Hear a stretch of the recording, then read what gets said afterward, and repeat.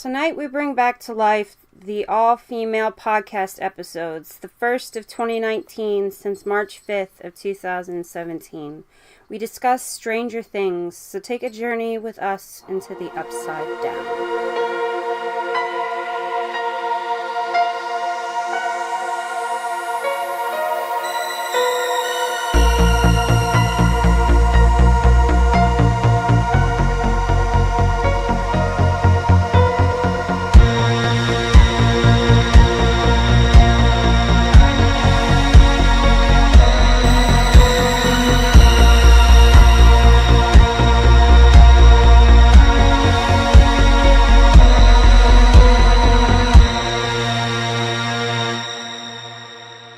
Hello, everybody, and welcome back. We are officially coming back with the female podcast episodes on the Everything Horror podcast. I am your hostess this evening, Tessa Baker, and I am joined by fellow ladies of horror.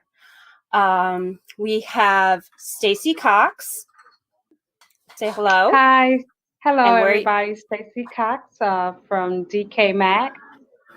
Welcome, Stacy. Shelia C Puregamer. Say hello. Hello. And we have Allie. Oh God, please! I don't want to butcher your name. Help me here. Allie Vela. Allie Vela, and just recently Bro. So, I am also a content contributor with Stacy for DecayMag.com. Awesome. Welcome, ladies, and I really appreciate you tackling this episode with me tonight. So the topic of discussion tonight is going to be Stranger Things. We are going to talk about episodes, or should I say seasons 1 and 2, and we're just going to jump right into it. So if you ladies are ready, let's get into it. All right, so what did you ladies think about the story for the series? What did you think of the concept? Stranger Things has a captivating story. The path the series decides to take is what separates it from other like-minded productions. I think the concept, even as interesting as it is, isn't exactly new as far as its overall theme of paranormal. But I do like how each character in the series is unique and mysterious in their own way. This is one of the few series that incorporate characters with backgrounds that are invigorating. And it's like, none of those annoying, irrelevant backstories that you see in a lot of shows. I agree. I like that each character obviously builds off of another character, and it's all, it all just has a very continuous flow of fluidity. There's only one episode that one really kind of threw me off a little bit, which is the one with Seven's Past and you meet 11. I'm sorry. It's all good. 7 and 11. Forget it. That always gets me confused. 11, and then you meet her sister, Allie, who was also being experimented on. And that episode, it was good, but I could have, if I would have skipped that episode, then I would have been okay with it. It wouldn't have done much to me, but I do like how everyone's relationship flows, and I like how from season 1 to season 2, sort of like you meet everyone in season 1, you see what they're like, but then in season 2, people change, everyone kind of changes everything. Naturally, after everything that happened with Will, everyone kind of changed, and their role, they either matured, or for example, you have Steve, who he turned into the best babysitter in the world. I thought that was great. Yeah, we did have a lovely little chat in our little Instagram group online the other day about how everybody's coming out with the best memes for him. But anyways, so for those of our listeners out there that don't know, Stranger Things is a series on Netflix. Right now, there's seasons 1 and 2 that are up. It's about when a young boy vanishes, a small town uncovers a mystery involving secret experiments, terrifying supernatural forces, and one strange little girl, aka 11, which Allie called her 7. 7. It's okay. Yeah, it's all good. So strange things are afoot in Hawkins, Indiana, where a young boy's certain disappearance unearths a series of supernatural events. And so that's like a little brief description of the series. So Sheila, how about your thoughts about the storyline and the concept? You're the only one we haven't heard from yet. I actually do like the series and the storyline. As Stacy said, the story between 11 and her sister was kind of odd, but maybe that's a mismatch for the new season coming. That they're gonna explain more of their relationship with one another and how did that all come into effect with the Stranger Things, hopefully.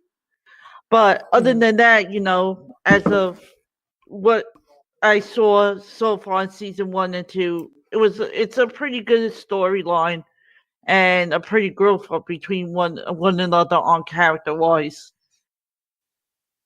And to tack on what Ali said, I have to agree with you with 11 and her sister. Actually, what is her name? Let's figure that out. I think that was. Let me see. Yeah, it's Callie in the series, but the actress name. Well, while you're looking that up, yeah, her name was Callie in the series. Yeah. And then it was in chapter 7, season 2, chapter 7, the episode called The Lost Sister. Right. And I actually have to agree with you. I felt like that whole chapter was off. Just everything about it was off. But it was also interesting to even know she had a sister.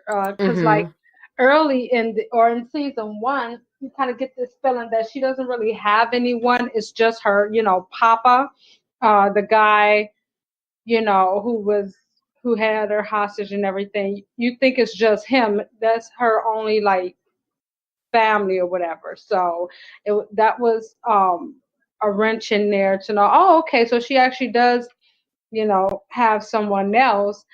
But that whole aspect of it did kind of drag on. Yeah, I do have to agree with you, ladies. It did.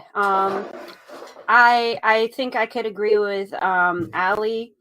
We didn't necessarily need to see the whole episode with Callie just yet, if at all. I think we would have been fine without it because it really doesn't make as much. It doesn't line up as you guys said. So, yeah. All right. So, what do you guys think of this series? Do you like it? Do you dislike it? And can you tell me why? I love it. I actually, the first time I watched it, I saw all 8 episodes in one day. Like I started early afternoon. I think I started I remember eating lunch. It would probably have been like 1, 2 o'clock, watching the sunset and it being, and then it just, turning into night. I saw the whole thing. And I loved it. I loved everything about the show. I loved how you had, the Dungeons and Dragons. I remember that my older cousins, they played it growing up. Like me, I was born in 1990. So, I was still pretty young by the time I was when I was 5 years old. I think that's when the movie came up. So, but my older cousins, they already had the games. So I remember looking at the games and, they having all their stuff of their, memorabilia about it. The music, always love 80s music, the fashion, everything as far as the aesthetics. of the 80s was great. I thought it was spot on. I thought it was awesome, especially other references. Even like, I have a cousin who she definitely grew up in the 80s, and she was like, oh no, the show was like absolutely spot on with a lot, like everything. I love that part. I love Winona Ryder in it. She's always been a great actress. And it was good to see her again. She, I feel like she kind of laid low for a while. And then, coming back with this show, like that was really great for her. And then I love the dynamic between the kids. It reminded me a lot of, like Little Rascals meets Stand By Me, with like the adventures and the cussing and like the way they interacted with each other and the sense of adventure and fantasy. I thought that was really awesome. I really, really enjoyed that. I loved that very much. And then when you add, the sci-fi part, which is pretty much the whole backbone of the show, the sci-fi of it was really, really well written and really well, it just flowed very nicely. I really enjoyed that. I thought that was really cool. And usually, like, I mean, even though, we do horror, we cover horror and everything like that, I am a chicken. Like, I will definitely admit that. But, like, I really enjoyed just watching it from the beginning to the end. Like, I did not get up. I sat and I watched the whole thing, all 8 episodes at once. Great. That's fantastic. Yeah, I do have to agree with you. It is an amazing series. I've definitely enjoyed it thus far. And like you said, you didn't get up. I literally like binge watched it. Mm-hmm. It was just so great. And I was actually working on my second playthrough of both season 1 and season 2 because I was like, I like it so much, I'm going to watch it again. But it is an all-around great series, and I'm very pleased with it, and I hope they keep it going. So how about you guys, Stacy and Sheila?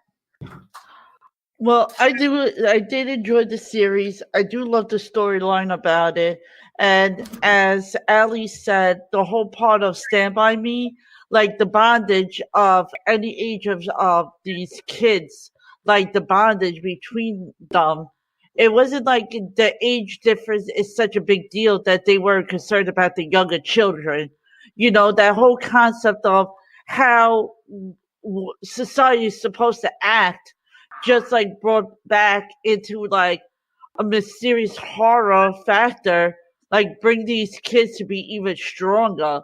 It's just a matter of how I look at it, that it just amazes me how one era is so different from today's era, and I wish it never had changed from the aspect of this movie.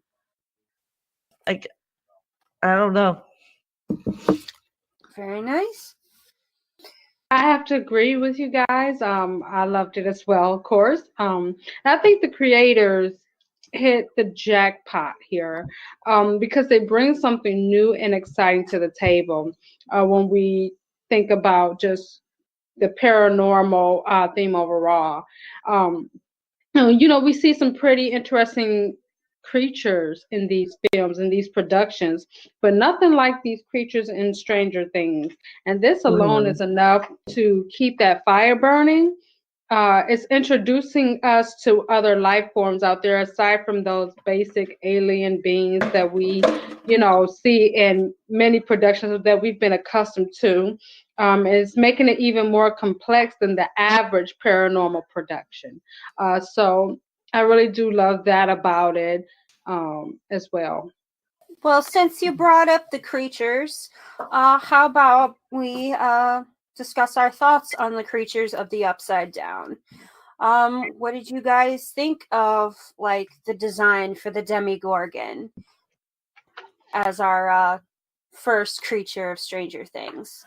Oh, it was so strange. It definitely I love that they used references from Dungeons and Dragons. Just to like rewind just a little bit, I love the references between Dungeons and Dragons used for the world of Stranger Things, whether it's the Upside Down world or like the actual, what's real life. The Shadow Veil. as they referenced it too. Oh yeah, that was awesome. I thought that was really cool. And as far as like the creatures go, like the Demogorgon, that was so freaky to me. Like, oh my God, it was so strange. And like, it just reminded me of like, it almost reminded me in a way of like Little Shop of Horrors with the big flower. That's what I was just gonna say. Did anybody else get the Venus flytrap feel from Demogorgon all day? That's exactly what I was thinking when I first saw this creature. I'm like, this thing looks like a walking Venus flytrap. But you know what? What I also saw when I saw the Demogorgon, I was seeing the face hugger. Oh my God, yes. I was seeing the face hugger, the Venus flytrap and the face hugger, and I'm just like, okay. Yes, it's like Alien and a Venus flytrap. Like the face hugger and the Venus flytrap made a baby, and it was a Demogorgon. Yeah. And then you had like the demo dogs, which oh yeah, those were interesting. So strange too. And then poor Dustin, who like loved his little pollywog, and then it turned into this like disgusting. Oh, Dart. Yeah, Dart. Yeah, like oh man. Was it a demo dog or a Demogorgon? No, in season 2, Dustin adopts this little pollywog thing that turns out to morph into a demi-dog. Yeah, a demo dog. Which is kind of scary. Yeah, it was like a little slug, kind of like what Will coughed up. I mean, it was cute in the beginning, and then it just like became this like vicious little thing, and it's like, well, shit. But then it turned into, for me, like the Venus flytrap, like of that movie that you just stated, like the blood Little Shop of Horrors. Like it grew from the blood that he was eating. Audrey, from baby Audrey too. Yes, exactly. Oh, exactly. Yeah. Isn't it funny how we find like the most interesting things to reference from different movies into like series and other movies? Oh, it's so funny. The demo dog actually terrified me. Like, and honestly, because after seeing so many I films, felt bad for that poor cat. Oh yeah, no, but when Dustin decided to take it in, I'm like, Dustin, what are you doing? Come on. It's like you should know how this plays out. That is not a pet. You should not take that in. You should leave it wherever it came from. Yeah, you should definitely leave it. Exactly. Especially knowing that it came from the upside down. Right. But sweet old Dustin, and look what happened.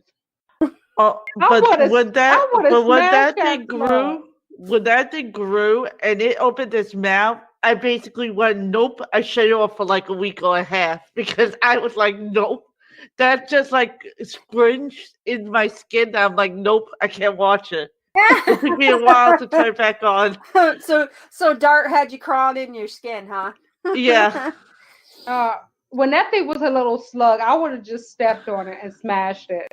Oh yeah, I would have been done with it. Right, it's like out of its misery, right? I'm telling you, I'm like, that's not normal. That's no ordinary slug, But Michael wanted to smash it, if you recall, in the school when he showed everybody he was about to smash it, and then they were gonna destroy it, but Dustin wouldn't let him. Yeah, because he grew quite attached to that little the little slug. little upside down world slug. That turned into a demo dog. Yeah, it turned into a demo dog, which is basically a Venus flytrap facehugger thingy with a dog body. Like, oh shit. I had to look this up. But another thing that the Demogorgon reminded me of too was if you have ever watched Guillermo del Toro's oh God, what's the movie called? Labyrinth. The Pan Labyrinth. Oh, I know what you're talking about. Yeah. Are you talking about the one with David Bowie? Wait, no, she's talking about Pan's Labyrinth. It's Pan's Labyrinth, right. You're not talking about that creature thing that sits at the table, are you? Yeah, with the white my God, that thing, eyes on its hands. Well, yeah, definitely, it's creepy. And then what's funny enough is I looked it up, and it says, and like, there's a picture here that says Stranger Things, you'll never guess what inspired this show. I don't know if this is like a legitimate source, but they're kind of putting the connection between Pan's Labyrinth, the pale man from Pan's Labyrinth, and the Demogorgon. So there could have been some inspiration there. I see what you're talking about. I haven't seen Past. I've seen Labyrinth with David Bowie, but I think I'm looking at the creature you're talking about. Yeah. I mean, it's just like a gross looking guy, but yeah. It was but I thought those monsters, like the special effects on them were very well done. You know, you have such good detailing of like the teeth and the saliva when they open their mouth, and their mouth opens up 4 different directions. Just like it's like or 5 different directions. It's gross. It pretty much opens up like a flower, and then it's like, oh yeah, look at the lovely flower with all the teeth. Nope. Yeah. No, I don't think so. It's like kill it with fire. The saddest part with the demi-dogs though was when they killed oh my god, what was his name? He was dating Winona Ryder in this show. Oh, Bob. Yeah, Bob. Yeah. I love that character. Bob Newby. I was so sad when he died. I was like, "Aw." Bob, yeah, Bob was, and he was a good. I knew superhero Bob. Oh yeah, Bob was a sweetheart. He was. He really brought like that, like, you know, like him and Steve brought like a lot of heart into the show. Because, you know, you have Steve who like went from being like this, you know, like kind of bad boyish. I mean, he always had a heart, but asshole, for lack of better wording. Like an asshole. There you go. He was an asshole in the first season, and in the second season, he like, you know, he despite, you know, the fact that his girlfriend is with, you know, running around with some other guy now, you know, to put it like that. But he like helps out with the kids, and he's like got their back, and I mean, he was a stellar guy. And then you also had Bob, who also brought that like that warmth into the show. Yeah, he brought that warmth into the show. Now, when he was first introduced, I knew he was a disposable character. Like, I knew he wasn't going to last. I didn't know how long or how he was not, like, I don't know. I didn't know for quite a while. Yeah, I didn't know how long he was not going to be in the show for, or like, you know, how long they were going to keep him into the show for. But they did keep him until the very last episode, if I can recall correctly.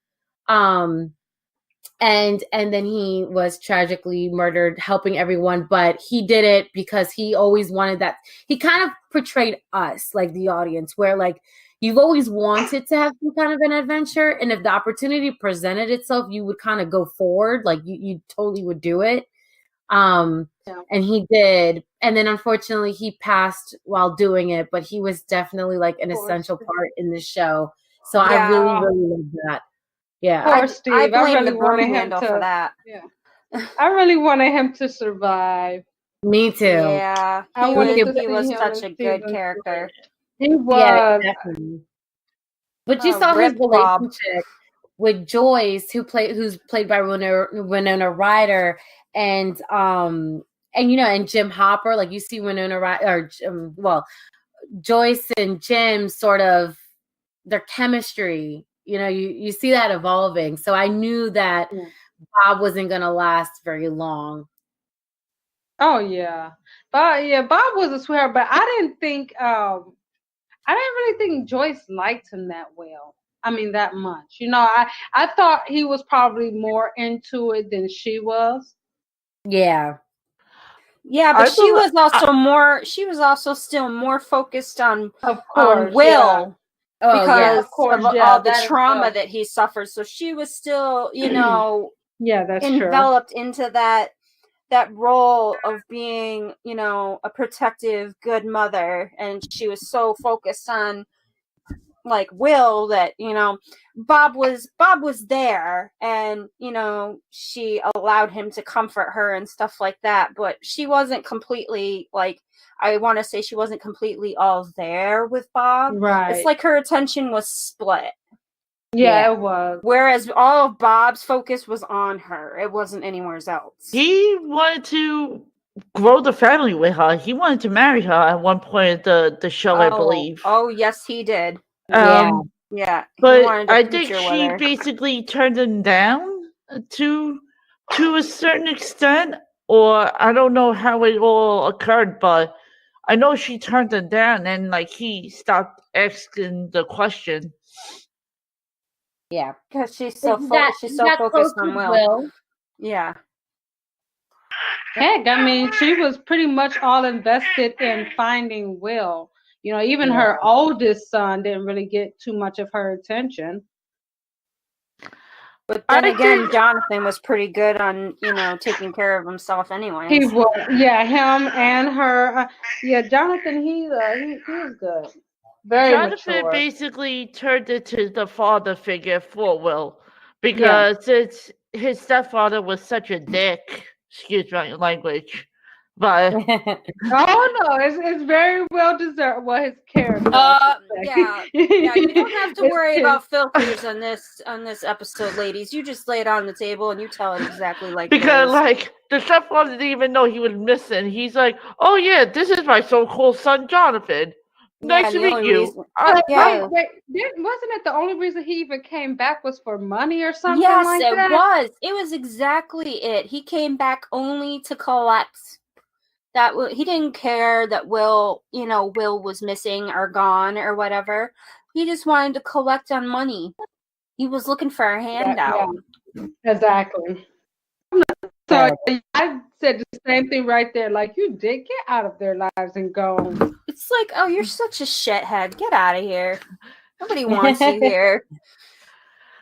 I'm sorry, but he is a complete dick because Jonathan basically raised his mother and his brother. Basically, he was the one who was cooking breakfast in the morning while the mother was still a mess in her whole entire life. Yeah. She could not even lift a finger to help the son out. Like, Exactly. Yeah, she was too distraught, really. She was too distraught.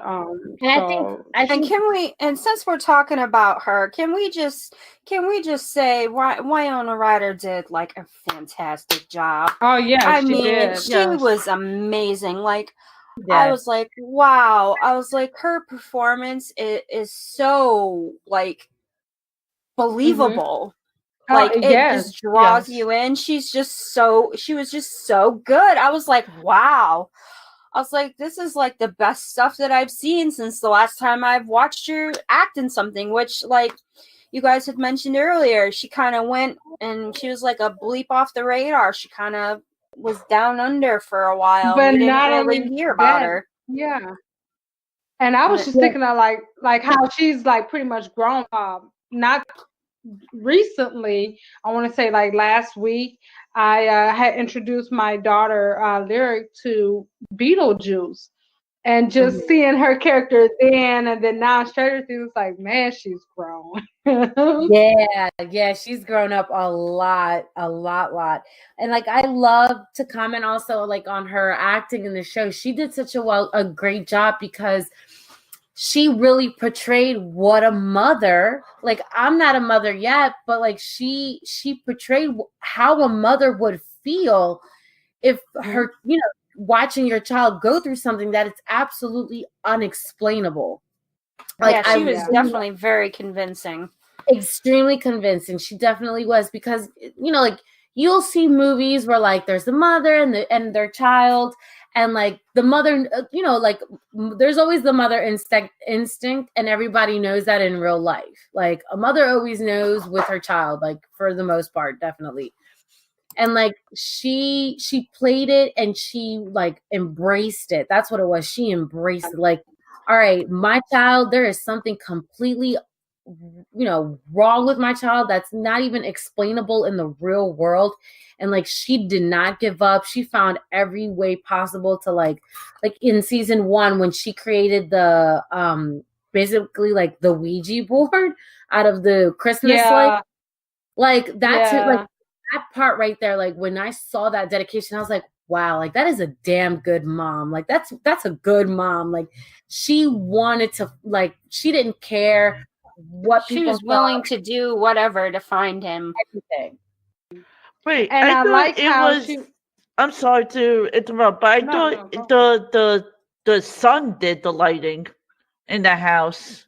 No, she did. She got the Yeah. idea for the Christmas lights, and Because remember, I think she thought Will was trying to contact her through light. Yeah. Yeah, like she would Hmm. feel that, like the lamps would Yeah. Flicker and stuff like flicker. that, vibration. So she thought Will was trying to connect with her through light. So that's how she got the Christmas lights and everything. yeah, Mhm. because originally it started with the telephone, and then he used the stereo he put his favorite song on to draw her into the room where all the lights were, and the lights started going nuts. Yeah. Yep. And then that's where she got the idea, well, shit, I need to go out and buy like a whole bunch of Christmas lights and string them up all over the place. Yeah, and then she Yeah. put the alphabet, like that was excuse me, that was super genius. And like, you know what? Yeah, the alphabetic Ouija board. Yeah. That was super genius. And one thing to comment too is about you have this sort of paranormal world with this like scientific world, so to say. And then you also throw in the mix of like the upside down. Like there's so many different dimensions, I guess, and so many different realms that they all kind of connect. And like I hope season 3 really is much more elaborate on how, like, we know that there's this, what is it, like it's a factory, right? Yeah. The lab, like this Yes. lab, and so you have this lab, but then with the lab you have sort of this, inside of the lab you have this, like all like the black realm, the all black realm, what 11 was pretty much used for this demigorgon. So what is the purpose of this demigorgon? Where does it come from? And then you have it, it's sliced through, because there was that opening, which you remember you had to get all geared up to get in there. But then you have this ability where Will or even 11 could communicate, like, what is it that they're seeing? Are they like ghosts for a moment? Or like, are they seeing the outside world through the upside down, but they can see it? Like, because like they don't show that in the show. They don't show how Will knew how to communicate to his mom. That's what I want to know. Like, that's a question that I have for season 3. That's like a very interesting point of view. But when he went back to school, and I guess it was Halloween, and then his body was overtaken by the Demigorgon. Yeah. It was basically replacing his world with the upside down world. So we're talking about the Mind Flayer, right? Yes. Yeah. So did it technically, like, is his world even real to his world, or is it all mental? Because if the mind flare was able to overtake his body at any time of the day, does that mean he's even in the real world at all, or is it just a spirit that was actually there? Yeah, that's a good question. Yeah.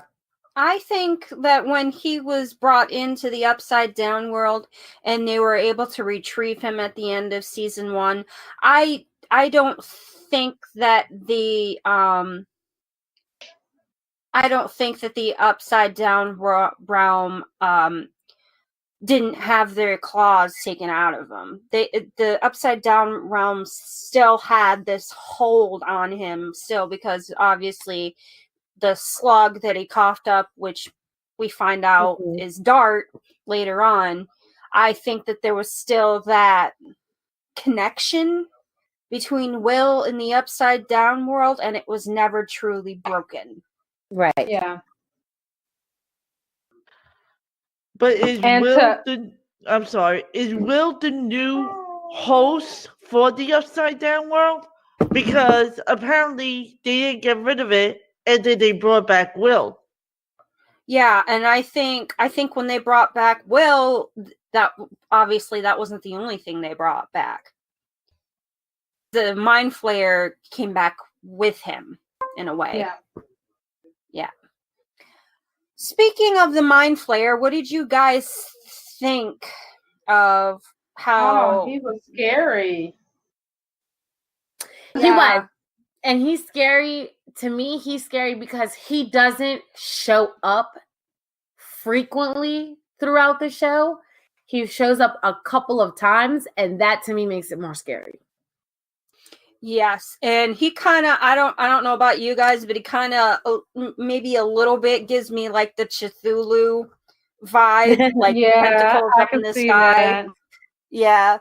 So I was just kind of like, oh damn. It's like when you see Will at the arcade having like an episode and he sees the Mind Flayer up in the sky, it's like, oh boy. It's like, what on earth did Will bring back with him? Right. Yeah. It's like, well, we know what the new big bad is. Okay, so let's talk about the CGI and the practical effects for this series. Do you guys like how they did it, or do you guys think that they used too much CGI, or do you think that they did like a healthy balance between the two? I think the way Stranger Things is, the whole concept and everything, the CGI suits it well. It's not over the top like you see in a lot of other films that uses a incredible amount of CGI. And I love the practical effects. I love the wardrobe choices, the creature effects. They're done extremely well, and they're original creations too. I know we talked about some inspiration from other characters like the Venus flytrap and everything, but I think like these creatures are original designs, and there's a lot of imagination and creativity here in Stranger Things. Agreed. I agree. Definitely the special effects used was, I mean, because it is a sci-fi series, it naturally is going to have it, but it was very well produced. You know what I mean? Like, you know that obviously good money was put into this show, because if there wasn't a lot of money, the practical effects would have been terrible. But like, obviously it was very well produced. They took their time in elaborating such a strange but realistic world. One thing that I really appreciated and liked very much was whenever you would kind of see like the upside, like a different world, versus their normal world. There was always like these specks, like that, like if it was almost snow flying, but it was like more like, I don't know, like rotten, moldy speckles that were flying around on the screen. And it was really well done. Like, that could have easily been like, oh, let's make something look like snow. And no, like they made it a point to make it look like, to me, it's like, oh my God, it almost seems like rotten mold, like just moldy flesh. I don't know how to describe what it is, but it was very well done, that I know it's something of its own. If you understand what I'm saying. Like, I thought that was really well done. Yeah. And then you also have like, when you see the Mind Flayer, he's, overstanding, like, and then like the thunder, like, you know what I mean? Like, it's like the thunderbolts, and then you see and you're like, oh shit, season 3, what's gonna happen? Like, so that was really, I really like that. And then again, earlier when we were talking about like the Demogorgon and the Demodog, the way their teeth, the saliva, the way the mouth opens, the body too. Like, if you look at their bodies, they're very strange. Like, we know it's kind of like a human and kind of like a dog, but like, you know what I mean? Like, they're just very like the discoloration and stuff like that. Exactly, because they're like this gross, grayish, rotten almost looking like species, like very just they're very unattractive, but also very well done that you want to see it. Like I said, usually like I'm a chicken to any kind of like monster thing, but like I remember pausing it and looking at it and being like, damn, this was well made. Like they really took their time with this and they did a good job of it. And even with 11's, whenever you see 11 and even her sister, like during the lost sister episode, like whenever you would see them do their superpower, they did a really good job. I really liked how, you know, whenever like in season 1, like for example, the ambulance like flipped over during the lost sister episode, when the sister, she had the ability to make you like hallucinate. So like you would see like, oh, like the one overpass, like it sort of shattered. Like that was, they did a really good job with that. They really did. Yeah, because she's really good with like getting inside your head. Yeah. And making you see things that she wants you to see. Yeah, I did like that aspect of Callie. And just to go back to that episode, the only thing that I really did like about that episode is that Callie helped 11. She helped her evolve more and, you know, kind of say, this is your gift. These are your powers. You need to take your power and you need to own it. You know, you be who you really are. Like, don't hold back, you know. So I did like that aspect of that episode. Agreed. I mean, the rest of it, yeah, I could have done without, but I could see kind of why they did that episode, just to kind of show, you know, Callie did help Elle, you know, progress more with her powers. Yeah. And like Sheila brought up, I'm curious to see, you know, was that episode to set up for something for season 3? Now it's got my mind working like, I can't wait to see what's gonna happen. Yeah, it's like, are we gonna see Callie and 11 reunited again? Yeah. And to touch on that, I did like that part as well. Now, the one thing I was not a fan of with 11's transformation was how she just transformed into this completely different person, completely unrecognizable. And I felt like it was kind of like stripping a child of his innocence. Yeah. I don't know. I mean, just that whole the style transition and everything in her demeanor. Yeah. I'm just like, what is going on here? And why? It's like, this isn't the 11 or Jane that we know. Yeah, what happened to the 11 who loves Agos and, you know, like to wear pretty dresses? What happened to that 11? Come back. Well, what's interesting too is this all like 11's transformation and like her being with Callie and everything. It all happened within like a matter of what, like a couple of days, if that. Yeah, it did. Like they had that. Yeah, it was like a crash course. Since we're talking about 11, let's talk about 11 like all together. What were your thoughts about 11 as a character, her abilities, her evolution? Like, personally, she was like my favorite character of like the entire episode, like the entire series. So I would say my initial reaction to 11 was actually shock. I couldn't really believe that someone so young in age would be cast in such a drastic role. And I mean all of the young actors too while we're talking about it. Because this series is such a complex concept, and I thought would call for more, you know, like more aged actors. But as the series played on, I was in awe at these young actors' maturity in their performance levels and their abilities to tackle these roles. And Millie Bobby Brown, she has one of the most complex roles to take on here. 11's character overall is complex. Her story is both sad and courageous. Her powers are compelling. And I like how she evolves from that scared and confused girl running for her life to the bold, daring, and aggressive young lady that isn't scared of it, that isn't afraid of anything anymore. I do have to agree with you on that, Stacy. She definitely was one of those characters that was definitely very compelling, and like from her first appearance where you see her, you know, in Benny's what was that, diner? Yeah, Yeah. she was in the front.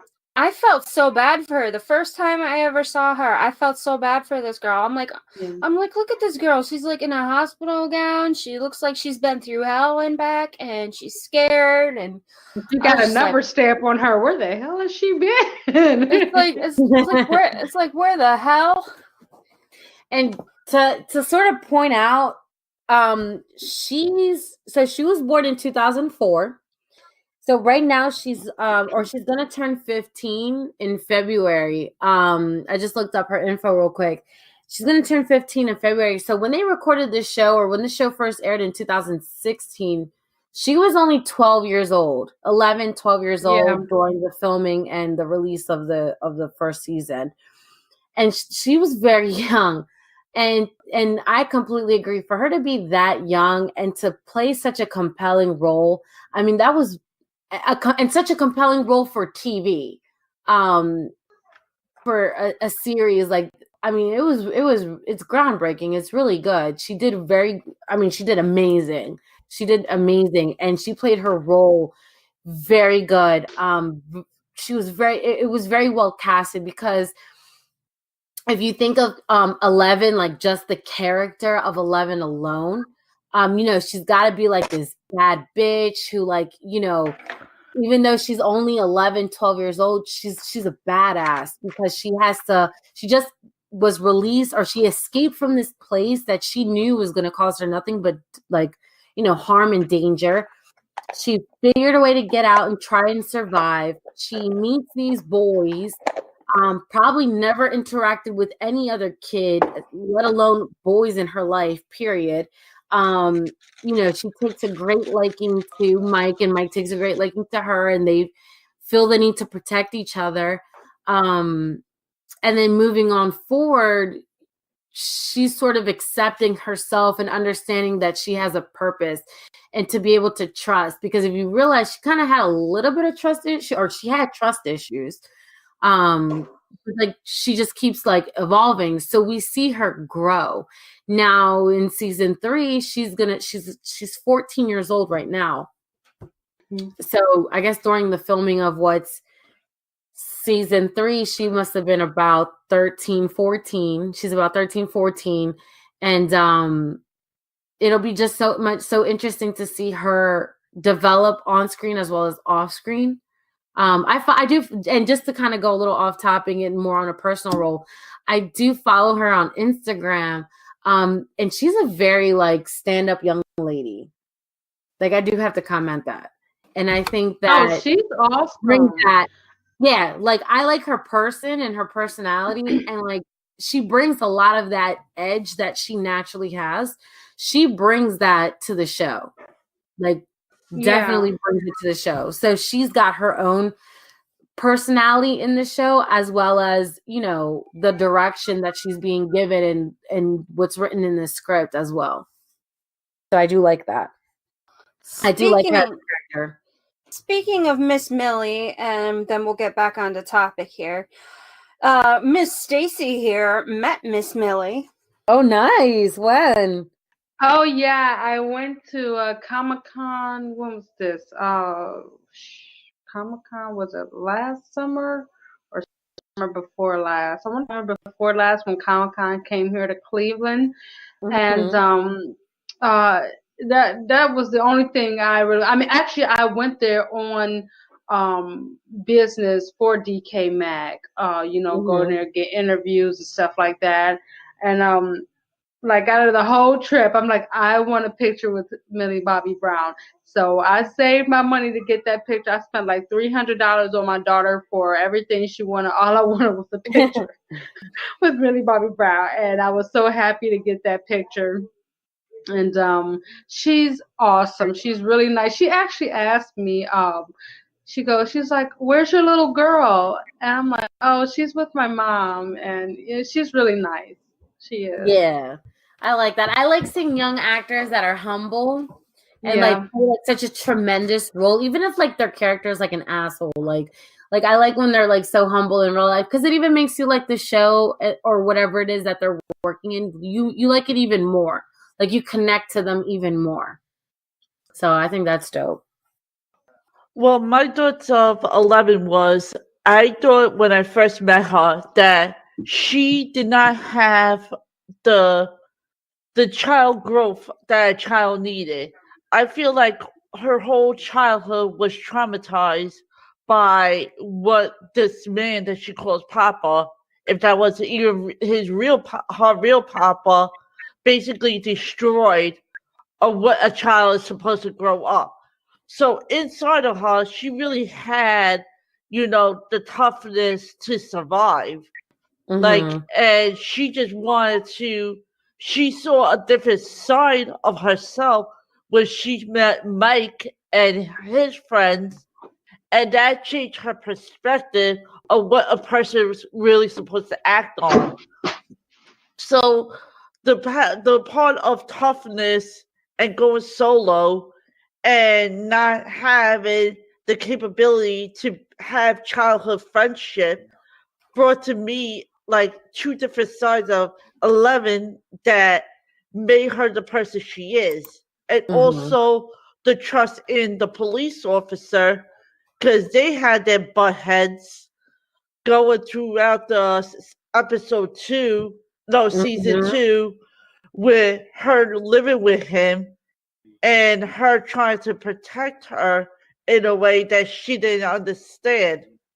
So he was actually trying to be a father figure to her, and she did not know what a father figure was until Yeah. the end, when he started trusting her to go out in the real world because he got her freedom. Yeah. Agreed. Agreed. I did like, and related to her with like her dad or I'm sorry, not her dad, with Jim. Um because we all as daughters go through that with like a parent, like let me be my own person, and you fight and you get into your things. Obviously with her it's a little more extreme because this isn't like a biological parent. It's the first parent that she sees really does show her love and like is super concerned for her and her well-being.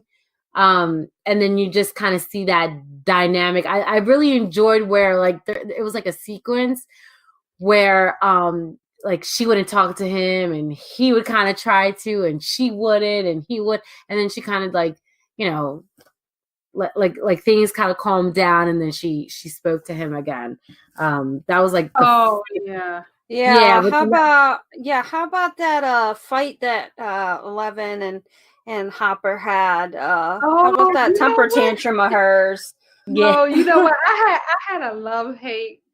I had a love hate thing with Jim and 11 because he was awesome to save her and take her in as his own and everything, and he's protecting her from the people out there. And then here she is. She's because first and foremost she's human, regardless of what she's been through, what her papa Mhm. put her through and everything. Her human side comes out and it's like, okay, I want to do what other people my age are doing. I want to get out there. I want to make friends. I want to do this. I want to live life now. But he's holding her so close, and she's like pretty much lashing out. Oh, but that tantrum you talking about Halloween? Are you Oh talking yeah. Oh yeah, that tantrum. that was Woo! such an awkward moment right there. I'm thinking like these two are up here fighting like they're a married couple, not right about now. Slams the door in his face, throws the Oh, bookshelf. But like, but it's so fun. Like it's funny and it's awkward, but it's like Yeah, I did that once. Like I did that as a rebellious young kid. You know what I mean? Like Oh, a you mean young teenager you trying to get my screamed so way. loud that you like shattered like the glass in your house, like Oh the no, no, no. windows in your house? Obviously, she does have these like super abilities, so it's different with her. But there was a moment where I was like, "This is adorable!" Like just like for there was definitely a moment where I thought it was kind of cute. I mean, I do understand that Hopper was only trying to do what was best for 11. Yeah. He was trying to protect her. He was trying to keep her safe. But dude, there's a limit. And if you suffocate her too much, like which he did, she ended up rebelling and going against his wishes anyways. Instead of, trying to give her, a little bit. Yeah. Even if he just let her go out of the house and kind of like just I don't Pick know, flowers like and stuff. like Just let him go pick followed her, flowers. like But he followed was her from like like a distance or he did something. what any concerned like adult or parent would do in a way. Even though like there isn't, he did that where he knew the dangers of and the consequences if she stepped out of the house, what could happen to her. He knew it, and he knew it very well, and he kept, he would like kind of try to tell her that, but she just wasn't having it. Because also to take into mind that this is where she's coming from. This is her background. This is what she's been subjected to for however long she's been contained. So, like the way he's treating her, she kind of feels like she's back in that whole, situation Confined, again. Probably. the confinement, yeah. Yeah, and pretty much kind of like being a prisoner, So. Yeah, he's telling her that she's free in a matter of speaking, but she doesn't really feel free. I mean, given the child like a TV, and not letting her leave the house and go out into the world isn't really free. I mean, yeah, we all understand that he is trying to protect her, but you can only do so much. And 11 is pretty good at taking care of herself. Oh yeah. Mm-hmm. I mean, it's like. But the best. I'm sorry. The best was when Hopper, Officer Jim, basically broke the TV. That pushed 11 button. Oh yeah, that pissed her off. Mm-hmm. Yeah, it's like not only are you keeping me prisoner in this house, but now you just broke my only source of entertainment. How dare you? How dare you? Yeah, and that was pretty much that was also like, aside from it being like her entertainment, it was her way of reaching out to Mike. Yeah, it was her way of reaching out to Mike and trying to have that connection with Mike, from a distance, when all she really wanted was to see Mike in person. Right. And I really love that whole like little chemistry her and Mike had. And also, you know what? While we're on that, like those two were so adorable. They were. They were, weren't they? And like when you go to like, who was your least favorite character, I had to go back and forth between Lucas and Billy because see, Luke, like, you know what, Lucas, it's like I'm in the middle of the spectrum because he cares about Mike. He wants to get his friend back. He's doing everything to get Will back. He just wants Will back and Will safe. But he doesn't like fully accept 11 like the other ones have. He's not all romanced and all, goo goo gaga for 11. And he kind of treats her like she's the enemy. So I didn't like that, Oh, and Lucas? he's real hard on her. Yeah, he's skeptical from her. He's skeptical of her from the beginning. Like, he thought that she was like the weirdo, the outcast, like she was no good, and he was let nothing up but for trouble. A while, right? He doesn't. Yeah, let he up put for that a he while. put that up for a while, almost all the way to the end of the first season. Right. He put it up. Now, but I ended up settling for Billy Hargrove document because and I took a moral approach to this, like the whole tough guy bully right there. I wasn't in favor of, because just like when you think about now today, how like bullying is at an all-time high and everything, and just Mhm. the aftermath of bullying. So I was thinking about that when I was like thinking of Billy. So yeah, he's like my least favorite character. With Lucas, like with the four boys, so with Mike, Dustin, Lucas, and Will, they each play like a pretty, like they each have like their defined role. So Mike is like the leader of the pack. He's a big hearted.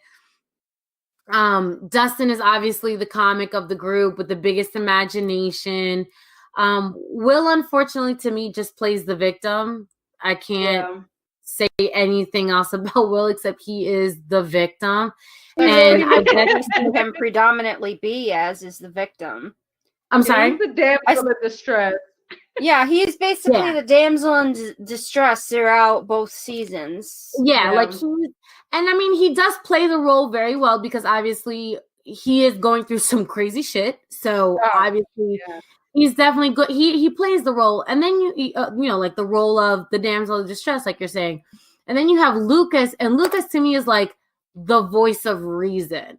He really is. Like, yeah, he really is. Like in any group, that you see throughout film, TV, and even real life amongst friends, there's always like that one friend who's like extremely, who's like super skeptical, who like, if there's no, like Lucas to me is like white or black. Like it's like there's a white or there's a black, but there's no gray. Like there's no middle. Right. There's no like, all right, I don't, I need to see. He's pretty much, like, while y'all up here falling for her, we need to go find Will.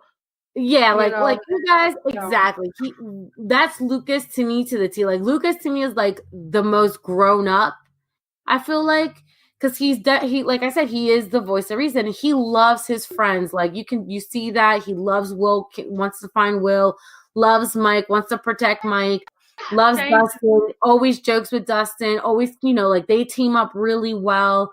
And so for Lucas, and then like even when like the new character comes in too, Max. When Max comes in again, Lucas is like, okay, like, are we gonna do this again, guys? Like another girl to come into our group? Absolutely not. Like Lucas was not having it because he knew that anything new to the group or anything new to the dynamic would at first might be a problem, but then throughout time Lucas warms up and realizes, okay, this is more of a advantage than a disadvantage. And that's who Lucas is. Lucas is like our little voice of not, I won't say worry, but he's like our voice of like, okay, stay on your toes, don't trust too much. Like that's who he is. He's like our conscience almost throughout the episode, throughout the show. I'm sorry to say it, but I disagree with you because I thought that was Mike. Really? You think so? Yes. Well, actually, to intervene for just one moment, ladies. In the first season, Lucas was the one that was like, skeptical of everybody, and especially 11. He was the most skeptical of 11. Season 2, it goes into Mike being skeptical, switching the roles, because Mike is the one that's skeptical of Mad Max and doesn't want her infiltrating the group because he doesn't want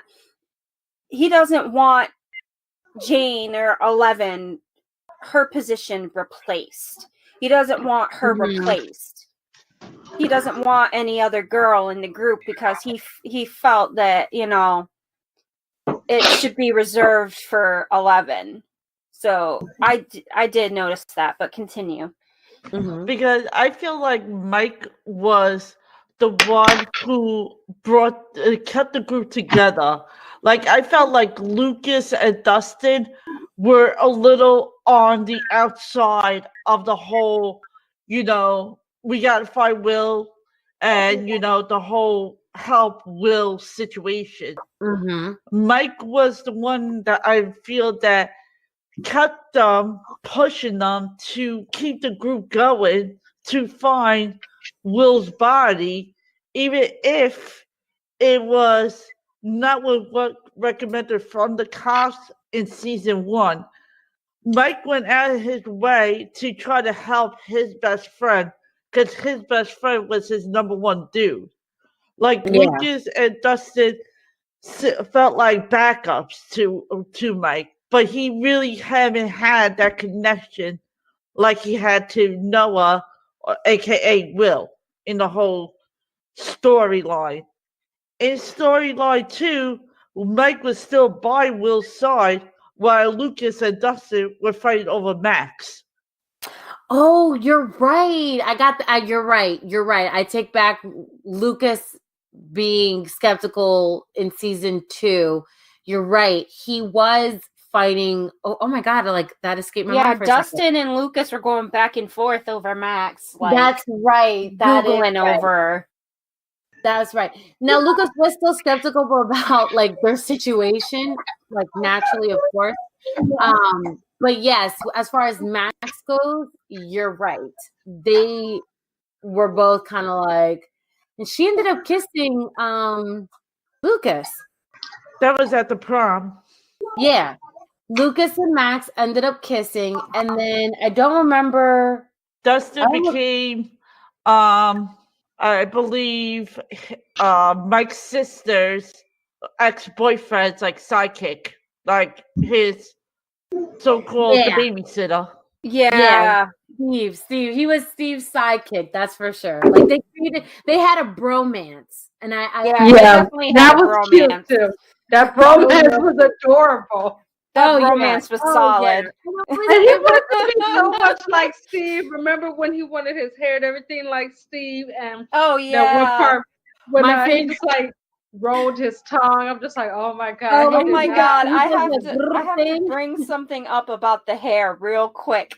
Anybody else get like that like the dance night where like Dustin went off to the dance and how his hair was slicked back and how he was dressed? Did anybody else get the ducky feel from like Pretty in Pink? Yes. Oh. Yes. I was like, oh my God. That was to me, that was definitely a Pretty in Pink reference. I got it. I definitely did. I thought it was so cute. That's so great that you guys caught on to that too. I was like, please tell me when we talk about this, I'm not the only one that's gonna get that reference. Oh, I got it. I saw it. I definitely saw it. I thought it was so cute. Like I think in the whole series, I think really my favorite character has definitely got to be Steve, because I really liked his growth. And I liked his character development from episode 1, season 1 to, episode 8, season 2. Like from the beginning to the end, I feel like Steve, he changed. He grew this huge heart. I liked his maturity and how he handled. Like obviously at first, he was bitter. He was an asshole. Well, since we're talking about it, how about Nancy? I'm sorry. I said, just to interrupt for a second, since we're talking about, our, since you mentioned it, how about we talk about our favorite characters? And since you're talking about Steve, we'll go around after you're done and we'll talk about who our favorite characters are and why. So continue. Okay. Yep. So Steve, the way he handled, him and Nancy not being together, and Nancy being attracted to Jonathan, and he was pretty diplomatic about it. After all, when it came to at the end of it, he was pretty diplomatic about it. And like to him, his main concern was like these kids. Like he needed to make sure these kids were okay, because he could have his character could have just been like, yeah, not my problem, and could have walked away. But he was invested in it, and he genuinely was like, all right, I got to make sure my guys are okay. I got to make sure that, they don't die. I love how he was just so ready. Like, he took the baseball bat and he like fixed it up. To me, which, by the way, I don't know, maybe Walking Dead reference. I'm not sure, with the baseball bat. But I do like how I just like his person. I really did. I really loved the maturity that he showed, and his sense of responsibility towards these kids, and his relationship with Dustin, and that bromance that came up, because I thought that was very sweet and very genuine. And it's like, I want to see that. I want to see more of that in real life too. So I really like Steve. Steve is my guy. He's my favorite. Well, 11 was definitely my favorite. I stated that earlier. I just thought she was great. Her character development was great. It was strong. She went from being this scared little girl to like this fierce, like unstoppable force that wasn't afraid of anything or anyone. And she played like a big role as like a protector. She really did live up to her D&D title of the group, the mage, because her powers were crazy.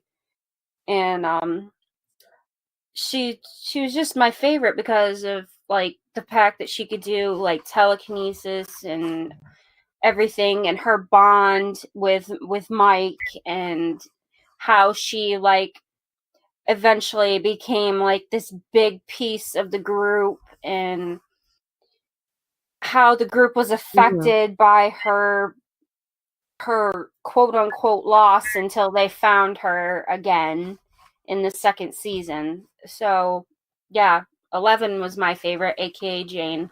Well, for me, it was pretty much Jonathan. I like Jonathan's character too much because he was this shy kid. He didn't know anybody besides Steve's girlfriend, and they weren't really talkative. He kept quiet. He was a photographer that kept himself. And then he grew into like this guy that was pretty much protective of his family.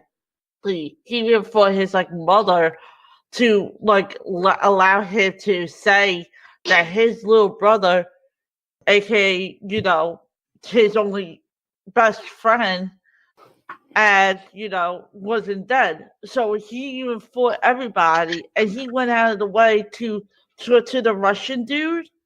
Yeah. The reporter, I don't know, I don't recall his name, but he went there with the girlfriend, and that was the first time he lost his virginity.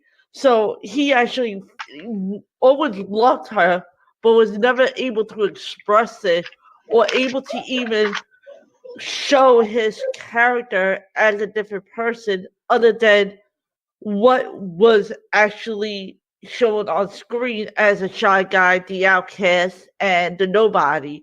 So for him to be the character that he was at the end of season 2, which is, happy and a better-go-lucky guy that, knows how to fight for, what he believes in, is the reason why I chose Jonathan, because of how his whole storyline came together from this absolutely nobody to what he is. So my favorite character, aside from 11, and I'm gonna, because I think 11 is the central character that just about everyone, if not everyone, loves.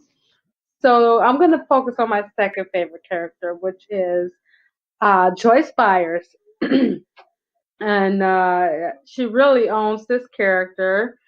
It's one of the best portrayals of a distraught, distressed, and desperate mother I have seen. And I love that she never gives up hope and her search for Will, even when the odds are against her and are extremely low. And I feel this character really engages the audience on an emotional level. I definitely have to agree with you. Joyce was very, very good as a character in the story as well. She had a very strong, compelling lead. And Jonathan was good as well. So far, Yeah, everybody is pretty good. Yeah, it was kind of hard to. Everybody It's was kind of hard to good. pick. Yeah, it was kind of hard to pick when it got down to it. Like pick down to one, but there were so many that were like so good for so many reasons, and like even like the whole Jonathan Nancy, Steve Nancy, like I don't know, love triangle thing was kind of interesting. Mm-hmm. But so did everybody talk about who they wanted to talk about? Yeah, definitely. I think I definitely hit. Steve's my guy. Yeah, Steve was Yeah. definitely your favorite. He's my Joyce, favorite. Joyce for And you know, Stacy. and you know what? I have this like love hate with Billy too, because again, the whole bullying thing, everything I did not like. But I also found him kind of hot. So Oh, because of them denim jeans, huh? It was yeah, the jeans, wasn't it? The bad boy and everything. That Oh whole gosh, yeah, because it's always the bad boy image that just sucks you in, and then you're a goner. That's it. Oh, facts. Game over.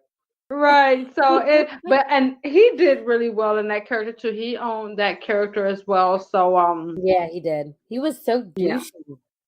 oh He I'm was like, why did he have to own that character so well? Like, dude, I don't know how to feel about you right now. You're hot, It's like I but want to I hate. don't It's like like I this. want to hate you, but damn. Yeah, I hate. Yeah, exactly. Now his haircut. Let's talk about that haircut. Jesus. Oh, like man. the mullet? Was it Oh, like a mullet? Wait. This was the 80s, right? Was this the 70s or the 80s? It was the 80s. So yeah, we got to think about that. The fashion, the hairstyles, and everything. This is that time and that era. So yeah, it was interesting. But you know what I kept thinking about seeing all this fashion? I kept thinking of Grease. Really? the movie Grease. That's Yes. so great. Interesting. I mean, because Greece does take place in the 50s. Yeah, I know it's the 50s. But that whole like. fashion does repeat itself. So I can see that. I can definitely see that. What about the movie Lost? Wait, is it Lost? No, I don't know if it was the Lost Boys or Yeah, were there vampires? Yes. yeah, and I'm talking about like the whole fashion and the hairstyles and that whole vibe. It was another movie. It's an older movie as well. I want to say it's the 70s. That also has this fashion and hair. There's a movie that I had to watch in school, called the something Riders, and that also has this fashion and hair. It's probably a 70s movie. Is it the Easy Riders or the Maybe. um Someone want to Google that? Yeah, I'm trying to. I'm also looking on IMDb trying to see what it was called. Easy Riders. Wait a minute. Is it Easy Riders? It's not. It's 1969, 1970 with the motorcycle. No, it's not that. No, I think this is kind of a 70s movie. But it's not that movie. You guys go ahead. I'm gonna see if I can find it. Go ahead. All right, so let's continue on while Stacy's looking that up. Do you guys think that they picked good actors for this series? Do you think that they fit their characters well? Oh yeah, definitely. Like this was very well casted. There isn't one character that I hate. Obviously the bad guy, I'm not going like the bad guy, but even the bad guy, like it was well portrayed. It wasn't like cheesy, like, yes, I did this because like I hate in a movie when I watch a movie and like the bad guy does this extremely long dialogue as to why he did what he did. I hate that. And now one character, at least that I can recall off on the top of my mind, did that, and I appreciate that. So that's more like in more of the screenwriting, but the characters again were very well casted. And I think that that's such a good part. That's so important with a show like this, and why this show is so successful is because everyone has their role and everyone plays it very well. You don't think much of like when I think of Stranger Things, I don't think so much of Nancy, who's played by Natalia Dyer. Like, she's not a character that comes to my mind right away. But then when I'm like, oh yeah, Nancy, like I do like her. You know what I mean? I like her person. They're, like I said, even those like second tiered actors, they also still do a good job. I like Max, played by Sadie Sink. I think she did a great job. I liked how she was like kind of like, I'm a badass. I kind of do what I want. I want to rebel. In a way, sort of. Her character and Eleven's character almost go hand in hand. Almost. Young girls, their living situation isn't the greatest. And they got to prove themselves, and they do it very naturally. Like they're just naturally badass girls. So I think that everybody's role, even if it's much smaller, they do a really good job. And Bob was again a character who was pretty much a disposable character, but he was a great character. Like, he really brought a lot of heart to the season, and like you really, really loved his relationship, especially when he was trying to break down like the Will's barrier, and it was almost awkward. But you liked it and you enjoyed him, and you when he died, you felt it. You're like, damn, poor Bob.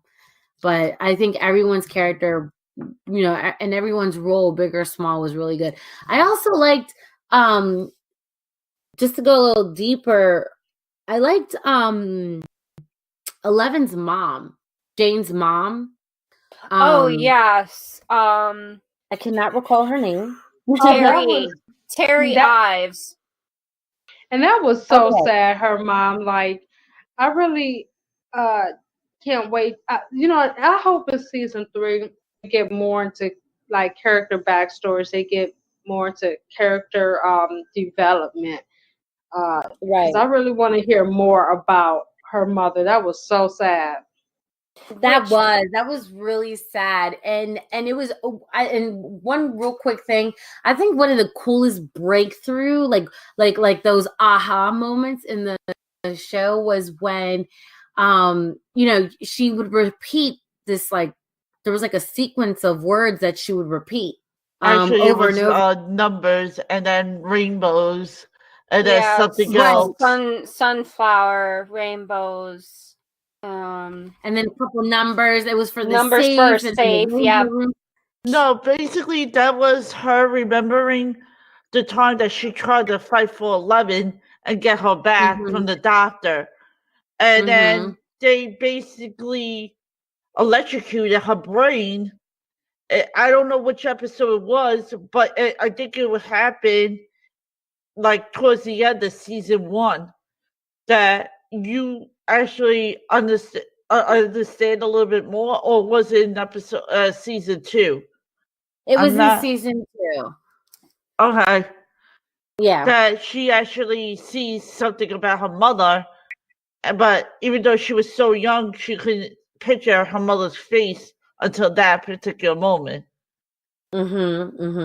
Yeah, when she found the file on her mother inside the cabin that Hopper's keeping her in, and she finds out that her mother is really alive after Hopper told her that she no longer had a mother. Correct.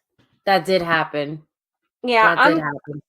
I am kind of, since we're kind of talking about what we're hoping to see for season 3. What are you guys hoping will develop in season 3? Which, by the way, for our listeners, the season 3 is to be released on July 4th of 2019. So Independence Day. My Independence Day will be myself eating a couple of hot dogs, hamburgers, and watching Stranger Things. Awesome. Actually, what do you? sangria and on the Yeah. couch watching Stranger Things and not worry about what's going on the outside. Oh, absolutely not. When season 2 came out, if I recall correctly, actually, let me just take a quick peek here. Season 2 came out on October 27th. So when I saw it, I mean, basically what I did is for Halloween, that's how I celebrated Halloween, is I watched Stranger Things, and like kids were like knocking on the door, and I'm like, no, sorry, no Halloween for you. I'm in my house, like I'm in my room right now watching Stranger Things. That's what I did. And that might sound a little cruel, but I really was just like Stranger Things, nothing got me up. So this year again, nothing in the world doesn't exist. I'm watching Stranger Things. Yeah. So what are you guys hoping to see in season 3? What are you hoping is going to unravel in season 3? What are your hopes for it? I'm hoping What- more background story or more relationship between 11, her sister, and the mother. Maybe they Yeah. go and meet her together, and 11 breaks her sister to be from a badass to a normal person, and brings her back to having an actual family, because she thinks these robbers and everything is her family, and they're only using her to get money. So I just feel like, 11's sister needs to come back, because that piece, I would like to see it maybe break down into something else. Yeah, I agree. I really want to see what happens with like what's the backstory with mom? What's the backstory with 11? What happened the day that 11 was born? What happened on that day? What was it that Papa saw in 11 that this supernatural, this superpower that he sees in her? What like where did that stem from? What And made then him want to take her? Yeah. Yeah, and like and these demigorgons, like what are these creatures and what do they have to do with this facility? That's what I'm really curious about. I'm curious to know how, like when I mentioned earlier, with these different realms and how they're connected. Like I'm really interested to knowing how, like what is it that connects these worlds, especially like the ups. I really want to see too, like I think it'd be really awesome if they showed sort of like an episode of Will when he was in the upside down and when he was trying to communicate. Like I would love to see something like like what how did he do it? I would love to see that. I think that would be super interesting to see. And if directed the right way, I think it would be really cool for people to see that. I have to agree with you both so far. I agree with you guys. Just overall character development, more plot development, is what I want to see in season 3. Yeah, I want to see who the big bad's going to be in season 3. Yeah. And who's new? Who's going to come on board that's new? As far as like, are they going to add a new teammate? Is there going to be a new person or maybe someone who's already there, just they're going to play a more heavier role as far as being on the team with the guys and with 11. Obviously just from the poster alone, you can see that, Will and I'm sorry, Mike and Millie, they're in a relationship. They're holding hands. We do see in the poster that both Will and 11 are sort of looking away from the fireworks, and they're seeing that there's something sort of breaking the concrete walls. So I'm curious to see what it is that they see. There's rats. I don't know if you girls have to, are looking at the poster right now, and even the audience. So there's a lot of things, like I'm zooming into it and I'm looking at it, and I'm just curious to see and know what's next. It seems like maybe the lab gets breaking, like, the lab is like a shot, or I don't know. I'm trying to find the word. Like it gets broken, and you see the ooze coming out, and just is it going to affect the greater population now? Yeah, you all have pretty much made like really valid points, I want to say, or pretty much you guys have said what I would already say for what I'd like to see for season 3. I have to agree with everybody, really. Like the more character development, more backstories on each character, especially, like Millie's family, or should I say 11's family in the series, and 11 herself. See how the development goes between like 11 and Mike, and Nancy and Jonathan, or different relationships, like Lucas and Max, etc. And we did notice in the end of season 2 that the mind flayer wasn't really gone, I guess. Yeah. Did anybody else notice that? Yeah, he shows up at the end of the dance. Yeah. Yeah, I noticed that too.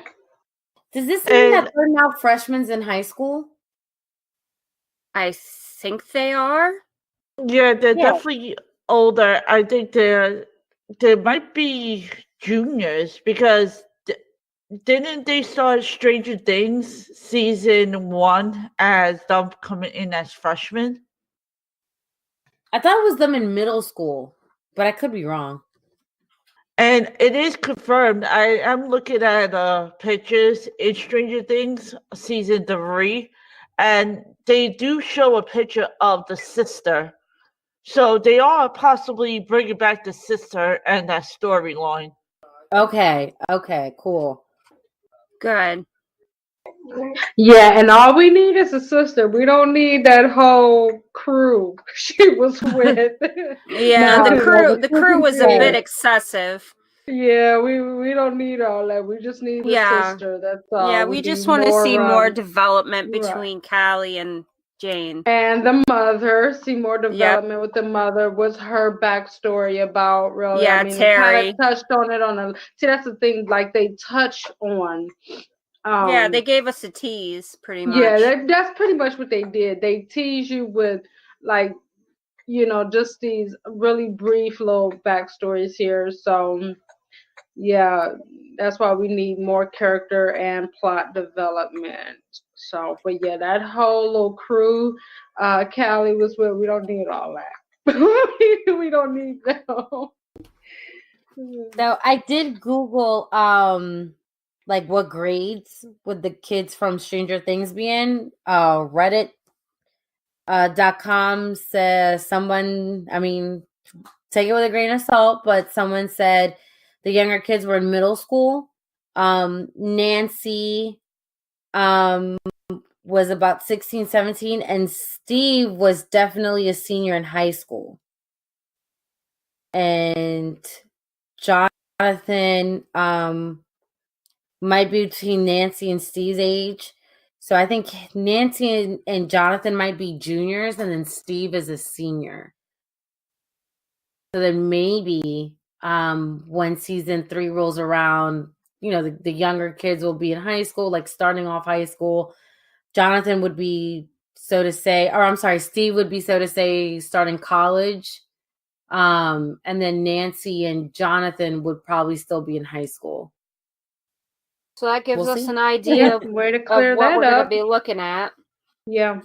And I miss Steve. Bring Steve back. I'm sorry. Yeah, it's just not going to be. It's just not going to be Stranger Things without the world's best babysitter. I know. Give Upside Down needs to give him back to us. I just have a quick question. What did they do with Billy? Oh yeah, that's right. What did they do? Well, did Billy just kind of disappear or something? I mean, like you've seen him a few times in there. I don't know what happened to Billy. Maybe he just Because busy. because at the end of season 2, they drug him up, they beat the living shit out of him, and then they tape him up and take his car. But that was the end of you heard of Billy. So Yeah, he's safe at home. Bruised up. So you guys are are you guys hoping that they bring back the bad boy? yes, Yeah. I kind of do, because without Billy, most of the other things that happen in the storyline just get dropped. And Yeah, I hope they bring him back, but make him just a nicer Billy. A more humble Billy. A more humble Yeah. Billy. Yeah. You know, make him. How did you guys still make feel him- about his background of why he was the way he was in the series? well, I think Refresh he my was memory. just technically abused from his father in general. Yeah, his that's what dad it was a sounds major asshole. Yeah. He was, and then it seemed like he was like forced with the responsibility of his. And wait, weren't they like brother and sister through marriage? Really, they weren't like blood. Yeah, they Yeah, they weren't. were They weren't related by stepsister. blood. Yeah, Like, and he was pretty much forced with, you know, making her his responsibility, and I think that added a lot of pressure on him. But he was also feeling rejected in the family because since he got the new wife, technically speaking, Billy was basically the nobody in the Yeah. father's eyes. Mm-hmm. Mm-hmm. So yeah, I think more on Billy's backstory would be good as well. I mean, even though he's not like a main character, I think he's still an essential piece to the story. So that whole, I would like to see, his whole backstory and everything as well. Well, it, I pretty much want Billy to come back because I do too. Billy and Steve had a brawl between one another. Billy Mm-hmm. yeah, they were basically competitive. Billy basically had like a protective issue with Max, which brought back Lucas and Dustin's arguments, who wants her first. So, there's a lot of connection between Billy, even if he's not a main character. Right. So, just real quick, if someone can refresh my memory on what had happened to Steve again at the end of the season, I don't recall. Well, Steve got pretty much beat the shit out of by Billy before Max basically stuck a needle in Billy's neck and Right. numbed his Wait, whole wait, wait, body. wait, wait. Didn't I think Max actually? She took that. Didn't she take that like bat with needles in it or something like that, The and bat with hit Billy nails. with it? Yeah, the bat Yeah. with nails, and she Yeah, hit she's Billy gonna with threaten to hit him with it. Yeah, she got right in his face with it. it. Right. Oh, she didn't hit him. She threatened him. I remember he like backed Right. down. And Yeah, then he was Steve, genuinely afraid of her. and then with Steve, what again? One more time. I missed that one. Steve got beaten the shit out by Billy when he tried to get Max to bring her back home because Max was missing for a couple of hours and got Billy in so much trouble with the So when family. Billy showed up to collect Max, he was pissed. Yeah, because he got in trouble. Yeah, I think they really did because he got put, like a lot scolded. of. I think they really put a lot of responsibility on Billy, being like he was older than Max, and he was pretty much forced to, like I said, just all this responsibility. Like everything she does, he has to, and he pretty much just really wanted to live his life the way he wanted. And like you guys said, he didn't really feel accepted by, his family really. Okay, but at the end of just clear this up for me. At the end of season 2, though, didn't Steve drop Dustin off at the dance? Yes. And then the fight happened after that? No, I thought the Steve was before. Because Steve came to, I believe, Will's house with a broken face almost. I think didn't Steve and Billy got into it at Will's house. Yes. Yeah, they got into it at Will's house. They had a throwdown. Right. Because originally, originally they were going to use the needle for something else. For, I think, what was it? Was it Dart? I'm trying to remember what they were originally going to use the needle for, but they ended up using it on Billy. Anyways, what did you guys think of the Upside Down world? I thought it was creepy as hell, and if I'm ever in that situation, but the thing that I don't understand about the Upside Down world, Nancy's best friend, the nerdy girl, she was actually Barbara. down there, Barbara, but they never was able to retrieve her. Yeah, no, she was dead. She's dead. I thought maybe she survived as well from. No, she died in the first season. They found her dead. 11 actually did when they put her in the sensory deprivation makeshift sensory deprivation tank with the swimming pool in the gym. 11 went in to look for Will and Barbara, and the first one she found was Barbara in the Upside Down, and one of the things that resembles Dart came crawling out of her mouth, and she didn't look like she was coming back to life anytime soon. No, she was not. dead. And 11 even said gone.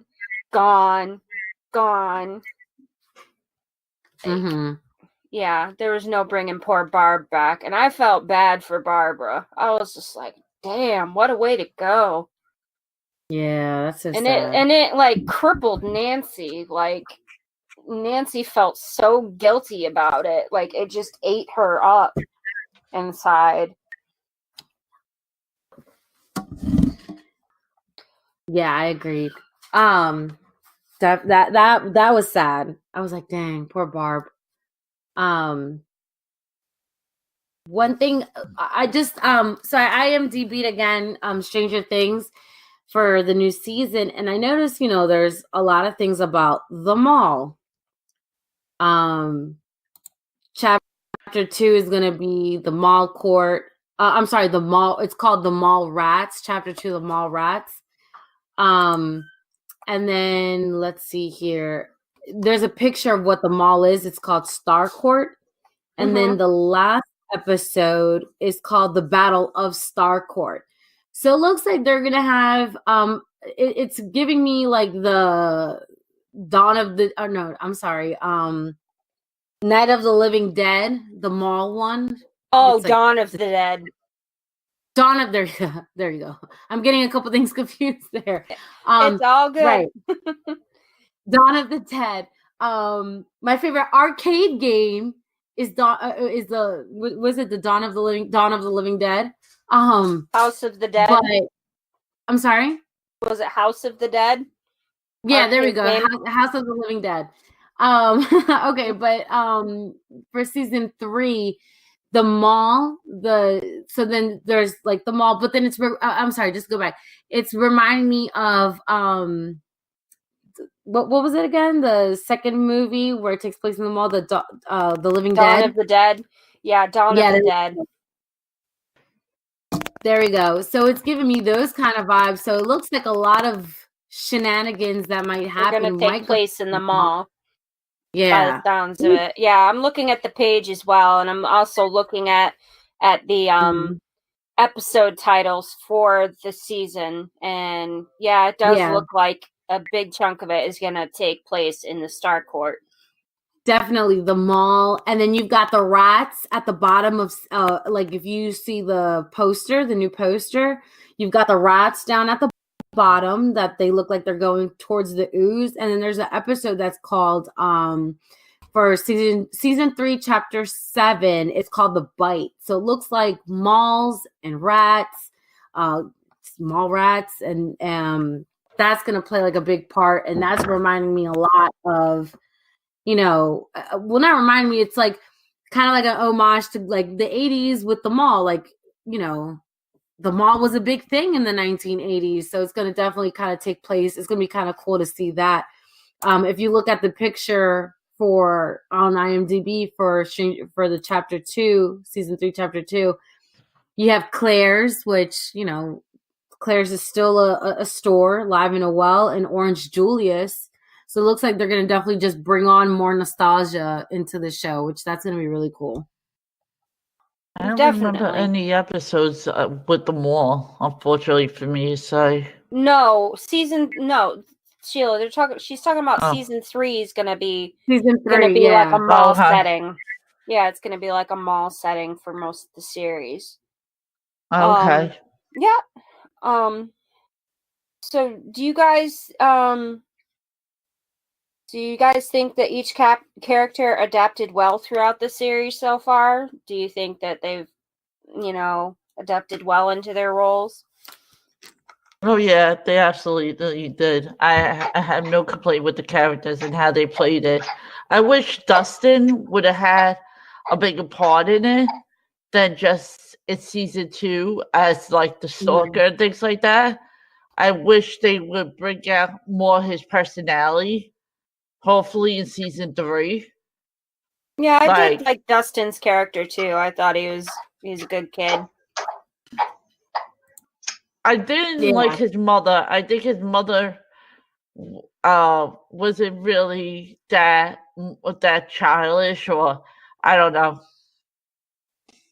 I feel like she's more of a cat mom. Yeah.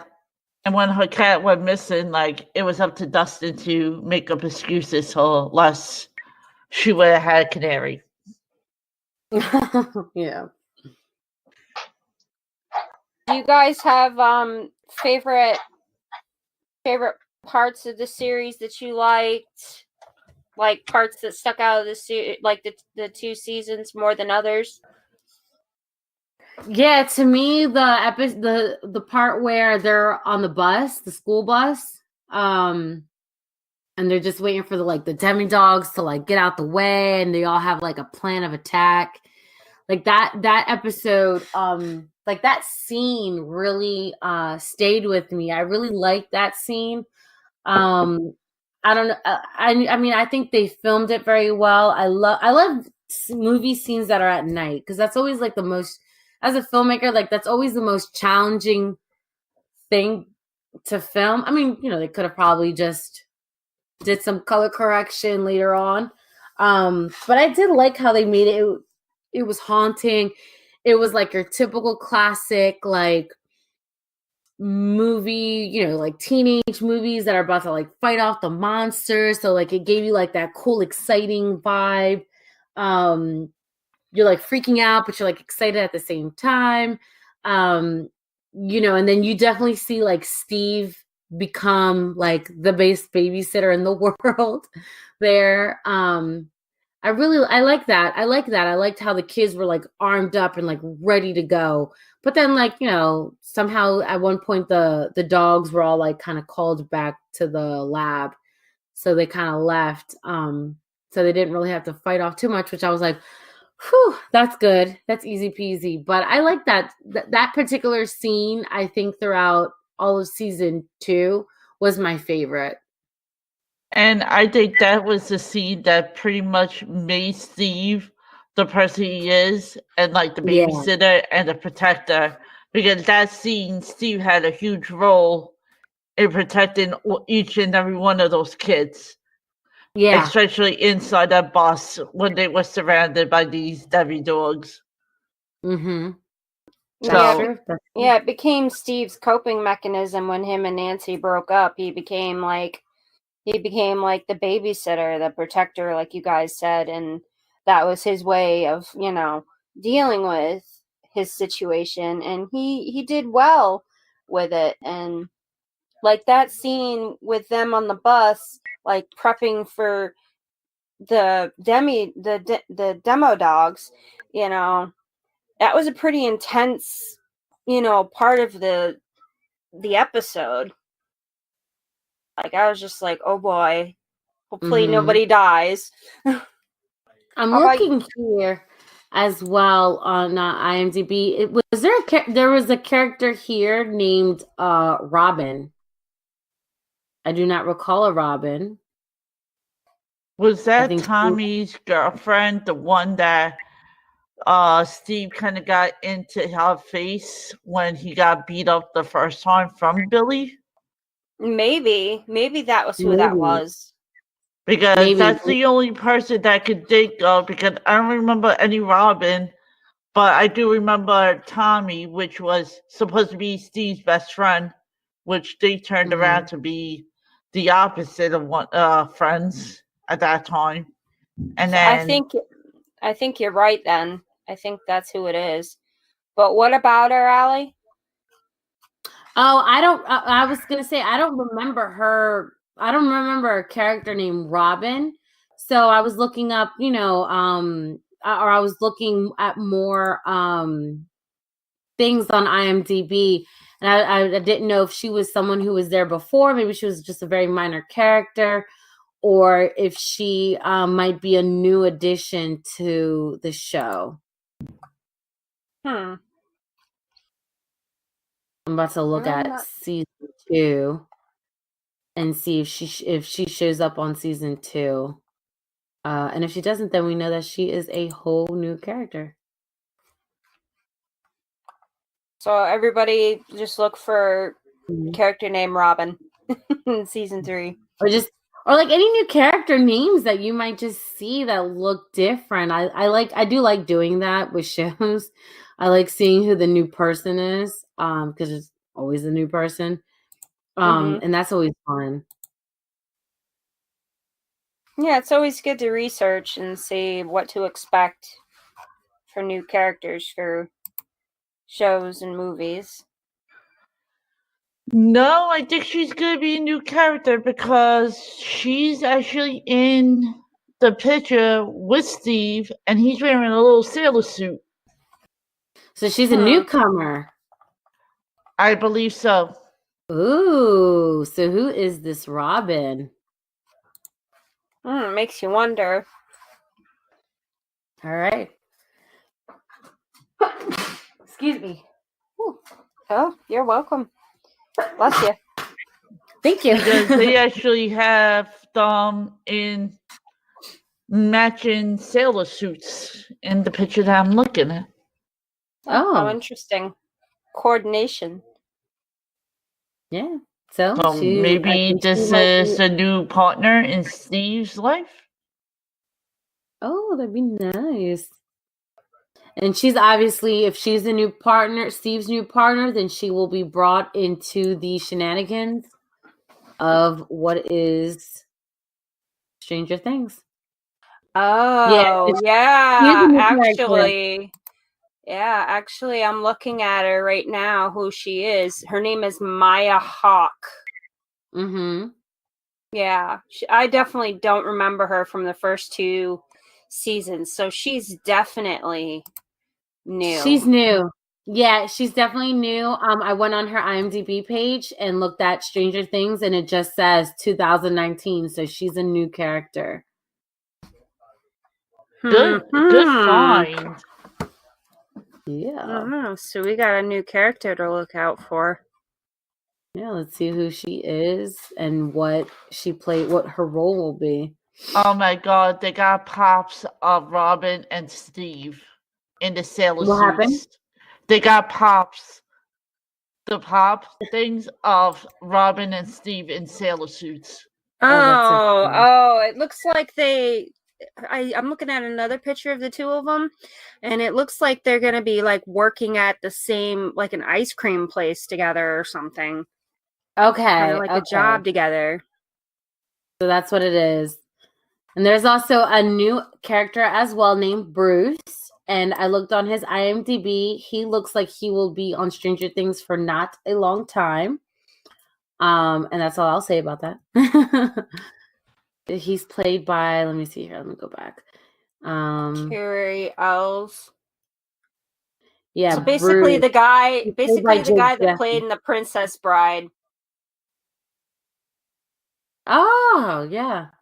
The British guy, isn't he? He's British, right? Have you ever seen the movie The Princess Bride? I did, Yeah. but I don't recall. He was like the main protagonist, the male protagonist in that movie. Mm. He's trying to get his the love of his life back, and by pretending to be somebody else. Mm-hmm. I remember him. So I wonder if he's going to be like the one of the antagonists, kind of like Dr. Brennan was, and what was that other guy? Oh, Dr. Owens. Yeah, he's you know, not too long. Oh boy. Let's see. We'll see. We shall see what unfolds.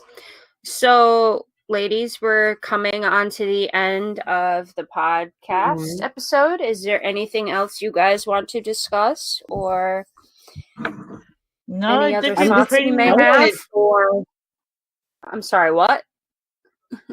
No, go ahead. Oh, I'm sorry. I was just gonna say I'm just excited for season 3. I can't wait to see, what happens. Hopefully they'll, I know that they skipped out on bringing us Stranger Things in 2018.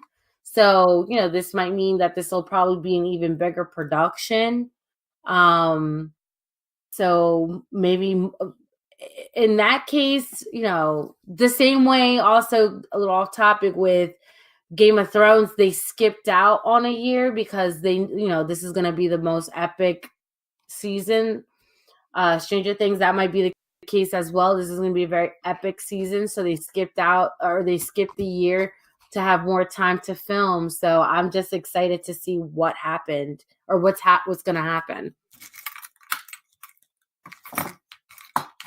Well said. I am definitely looking forward to seeing what transpires in season 3. I am super excited. I can't wait. I am already a fan of the show along with these other ladies, and I can't wait to see what happens. Yes, absolutely. Same here. Can't wait to see. And again, more character development, more plot development. We want to know more. Yes, absolutely. Yes, we do. Fill in our blanks, please. Yes. We are so curious to have some of our lingering thoughts to be confirmed. Tessa, I'm actually gonna say I actually found something that you might actually find interesting on Facebook. Facebook, or I could send it on Instagram for everybody to see, but that's pretty much a link that I found that shows a little trial of what happening in cast 3 and the new cast. Okay. Oh, nice. Yeah, there was one that shows a poster of Mike, and is that supposed to be 11? She has longer hair, and she looks a lot different. Ooh, the future. Oh, ever so curious. So, is that it for our final thoughts on the episode, ladies? Do you think we covered it all? I believe so. Yes. Yes. Well, with that being said, I was your hostess this evening, Tessa Baker from Everything Horror Podcast, and I was joined by Vela from DecayMag, Stacy Cox, staff correspondent from DecayMag.com, and Shelia C Puregamer. Thank you guys so much for listening, and thank you very much, ladies, for joining me on our first ever return episode of female episodes for the Everything Horror Podcast. It was definitely a pleasure to have all 3 of you on with me. Agreed. It was a pleasure. Agreed. We gotta do this again soon. Oh, wait, we- wait, we- the yeah. twist that we talk about Bird Box. Huh? Yes, I Yes. can't wait. The I 26th haven't seen it The yet. 26th, Yes. we talk about Bird Box, the movie Yes, that's the breaking 20 the internet. Yes, Yes. we will It be really talking about the movie that's breaking the internet on the 26th. I still yet to watch that. But me anyway, too. I want to wait and because with all this internet, hypeness, so I want to wait and see if the hype is really worth it. And I'll probably wait for another week or so and watch it, or I might watch it tonight. I'm not sure, but I definitely want to see it. Or I want to wait a little bit and see it. so with that being said, listeners, like we like to say here at Everything Horror Podcast, stay scary.